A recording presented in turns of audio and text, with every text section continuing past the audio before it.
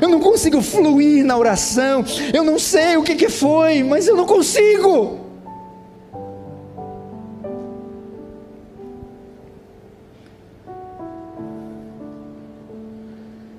Que mais?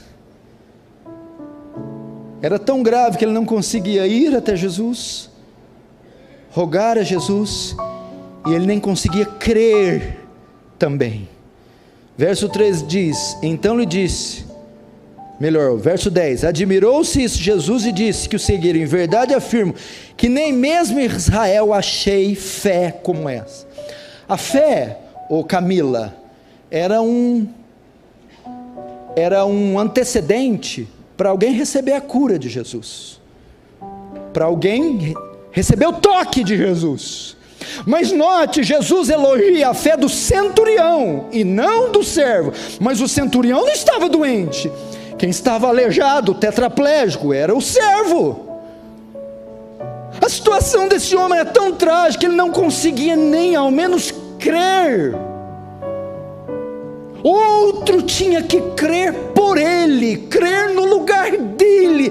Parecia um homem com paralisia, parecia um homem com Alzheimer, um homem totalmente moribundo, em um leito que não conseguia andar, pedir e nem ao menos crer.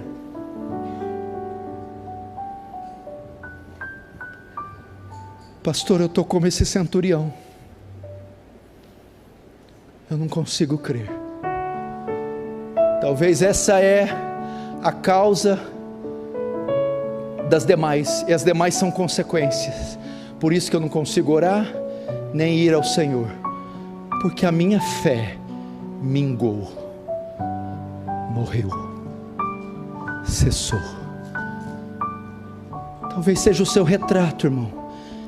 Eu não consigo crer, eu não consigo crer. Eu não tenho mais fé. Talvez como aquele homem, o pai da menina Jairo: Senhor, ajuda-me na minha pouca fé. Ou no filho daquele homem com epilepsia: eu não tenho fé. Em verdade vos digo que se tiver fé do tamanho de um grão de mostarda, direi para esse monte: lança-te daqui para o mar. Pastor, nem com um grão de mostarda eu tenho. Foi-se a minha fé, acabou-se a minha fé. Irmãos, nós estamos vivendo assim. Jesus disse: uma geração incrédula me pede um sinal. Talvez nós somos uma geração incrédula. Eu estava meditando hoje, enquanto estava preparando o sermão e orando e pensando: Senhor, nós não vemos mais milagres. Senhor, nós temos um cristianismo seco, previsível, retórico. Meu Deus, que horror! As pessoas não têm mais entusiasmo no culto, alegria, paixão, vigor. Meu Deus, onde está a sua presença que vinha e enchia o salão, e havia júbilo, gozo, choro, riso, e pessoas eram visitadas e milagres aconteciam? Acabou. É tudo previsível, retórico, morto, xoxo. E nos falta fé como esse homem. Eu não consigo crer.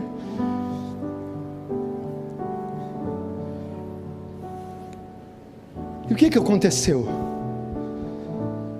A providência usou outro meio. Note, esse homem aqui é um anônimo.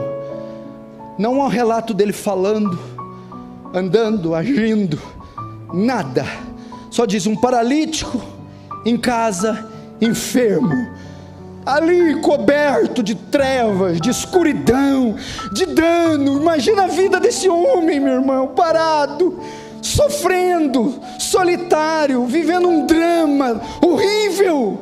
Pode ser sua vida. Eu sou como esse homem. Eu não sou protagonista de nada, eu não apareço em cena, eu estou escondido, sozinho, oculto, morrendo. Estou lá nos sótãos, nos porões dessa vida, sem prestígio, sem moral, sem nada. Estou no esquecimento.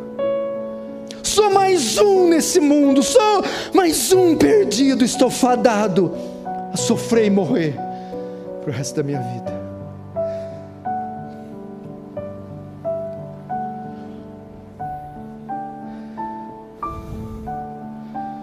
Quem vê você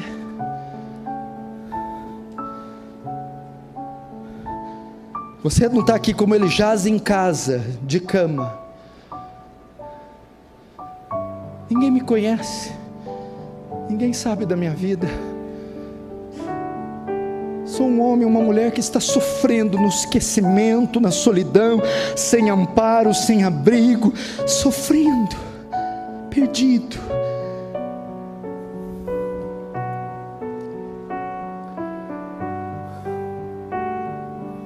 Oh, irmão, essa é a nossa realidade.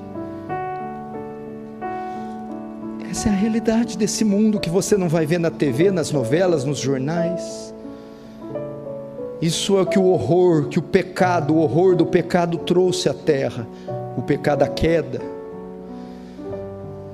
Então esse homem está aqui, esse figurante que virou protagonista no culto de hoje. Mas a providência, apesar disso, apesar desse homem não ter fé, apesar desse homem não saber orar e não conseguir orar, apesar desse homem não ter pernas e não poder ir ao Senhor, a providência não esqueceu desse homem, a providência não desamparou esse homem não está fadado a morrer desse jeito, a história desse homem não terminou aqui, mas a providência vai arrumar um outro meio de encontrar esse homem, de salvar esse homem. O Senhor não vai desamparar esse homem. Se você está aqui e não sabe mais orar ou não consegue orar, se você está aqui e não sabe ir até Deus ou não consegue mais ir, se você está aqui e não sabe crer, não consegue mais crer, a providência não vai deixar você assim. Você não vai terminar assim, sua história não vai terminar assim.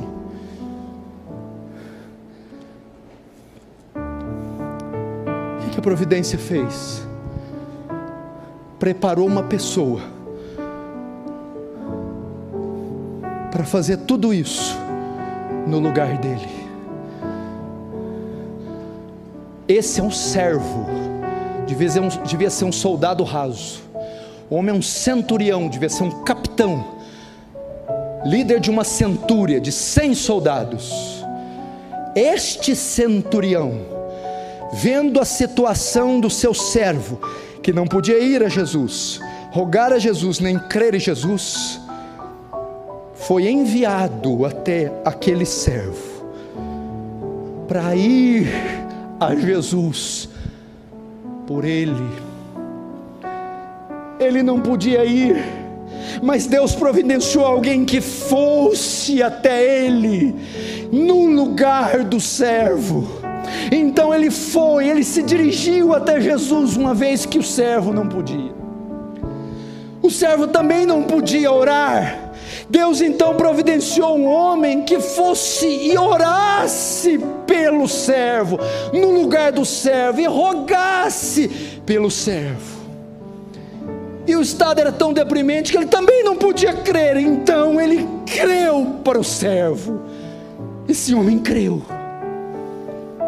Aqui eu aprendo 3 liçõezinhas rápidas, para você que está como esse servo. Deus vai enviar alguém na sua vida, meu irmão, vai colocar um centurião no seu caminho, que vai a Deus por você, que vai apresentar você diante de Deus. Deus vai colocar alguém no seu caminho que vai rogar a Deus por você. Você não ficará sozinho. Existem anjos do Senhor, pessoas, almas bondosas, caridosas, misericordiosas, que vão encontrar o nosso caminho e vendo a nossa paralisia ou paraplegia, e vão ir a Deus por nós, rogar a Deus por nós. Deus vai mandar pessoas que vão crer pela nossa cura, pela nossa restauração. Essa é a primeira lição. A segunda lição: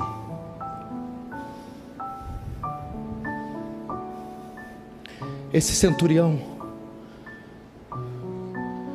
é Cristo.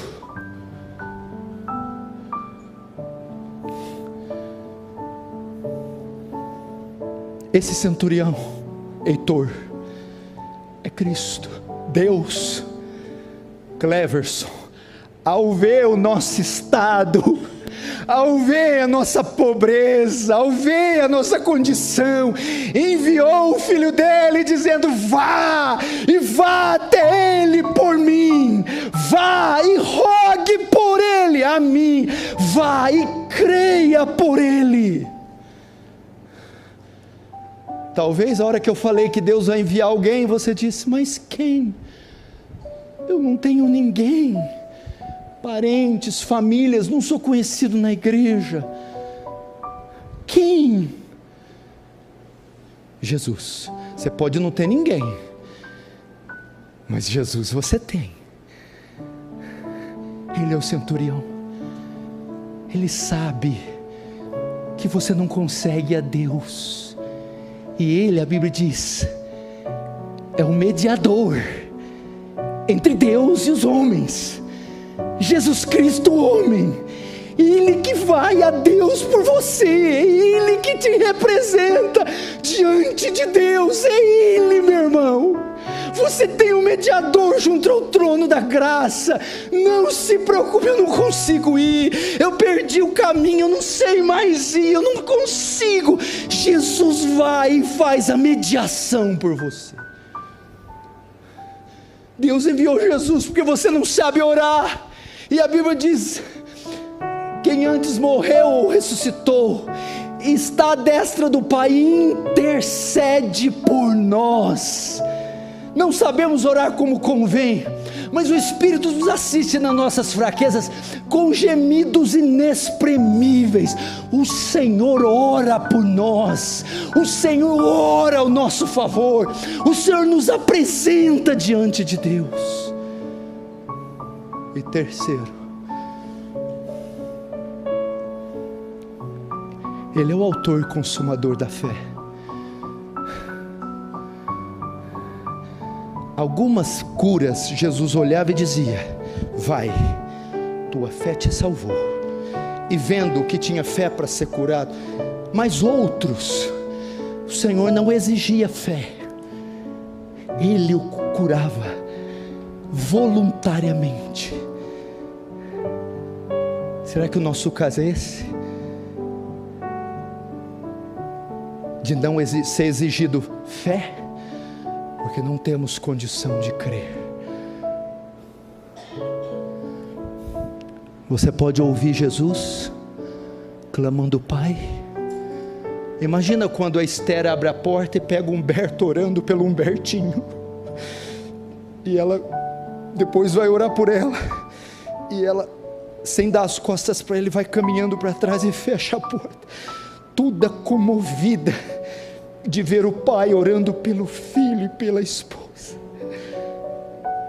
Suponhamos que um dia, ou que Deus permitisse você entrar na sala onde Jesus está, e você pudesse contemplar o filho de joelhos diante do pai, rogando por você, e dissesse: meu Deus, Cristo está me apresentando diante de Deus, Cristo está rogando por mim. É isso que Ele faz.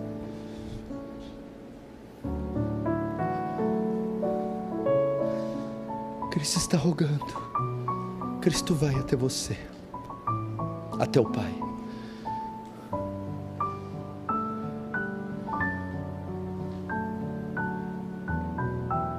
Você tem, meu irmão, um mediador para levar suas fraquezas até o Pai, para apresentar suas dores ao Pai, para orar por você. Terceira lição que eu aprendo aqui: aquele servo tetraplégico em um leito, éramos nós, mortos em ofensas e pecados. Não há como o arminianismo ter razão. Estávamos mortos, não conseguíamos estender a mão para alcançar a graça, não conseguimos ir ali conquistar a salvação. Estávamos mortos em delitos e ofensas, e não conseguíamos ir rogar, nem muito menos crer. O que o Senhor faz? Porque Deus amou o mundo de tal maneira que enviou o centurião para orar a Deus por nós, para nos representar diante de Deus como nosso sumo sacerdote sem pecado, e para conferir fé, porque fé é um dom de Deus. Pela graça sois salvos por meio da fé. Isso não vem de vós, é dom de Deus. Aquele centurião era a raça humana caída, o povo de Deus caído, morto em pecado. Aquele servo, o centurião, é Cristo, que veio fazer pelo servo, eu e você, o que jamais era possível aos nossos olhos. Ele nos deu vida estando nós mortos. Ele foi o nosso mediador. Foi Ele, meu irmão. É Ele que concedeu fé a nós para que crescêssemos. É Ele que foi até o Pai por nós. E agora eu termino como? Capítulo 8, 13. Então disse Jesus ao centurião: vai-te e seja feito conforme a tua fé. Agora olha a última frase. E naquela mesma hora o servo foi curado. Como pode o servo ter sido curado sem sequer ter saído da cama, sem sequer ter aberto a boca e rogado ao Pai, sem sequer ter crido? Foi por causa da mediação do centurião. Como pode Deus me abençoar aqui essa noite, sem sequer eu conseguir me achegar a Ele, sem sequer eu conseguir rogar a Ele, sem sequer eu conseguir crer? Meu irmão, você vai por causa da mediação de Jesus Cristo, o Filho de Deus. Amém? Mais forte, amém?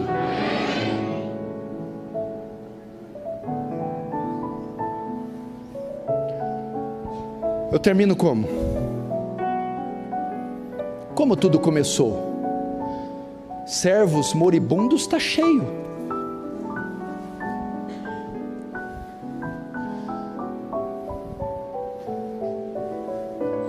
Nada disso teria acontecido se o centurião, ao ver o servo naquele estado, não se compadecesse dele. E dali tudo se iniciou. Ele foi até Jesus, rogou a Jesus e creu, porque primeiro ele olhou e viu o estado dele e se compadeceu. O Senhor olha para o seu estado, meu irmão, a sua condição. Por que Ele irá ao Pai rogar por nós, por mim, por você? Porque Ele viu você, Ele viu o seu estado, e Ele se compadece, minha irmã. Ele se compadece da sua causa, dos seus filhos, do seu corpo, do seu casamento, da sua fé. O coração dele se condói, ele se move de íntima compaixão. É isso que motiva ele ir ao Pai.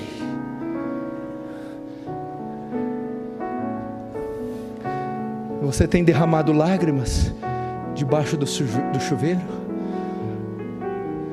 no travesseiro e no leito, no caminho do trabalho? O Senhor acompanha cada uma dessas lágrimas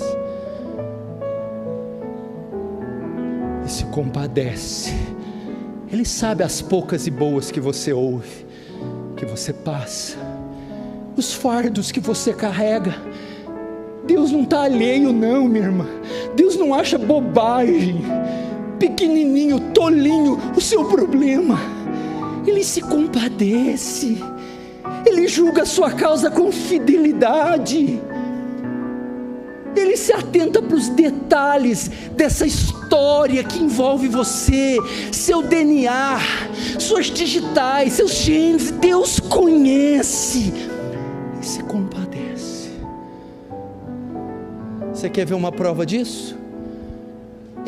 A minha pregação, esse sentimento que eu estou manifestando na pregação, o texto que eu escolhi, a mensagem, os termos que eu usei, é Deus se expressando através de mim, mostrando para vocês. E eu me preocupo, me compadeço, eu não estou feliz com essa vida que você leva, com os fardos que você carrega. Mas hoje, teu mediador chegou.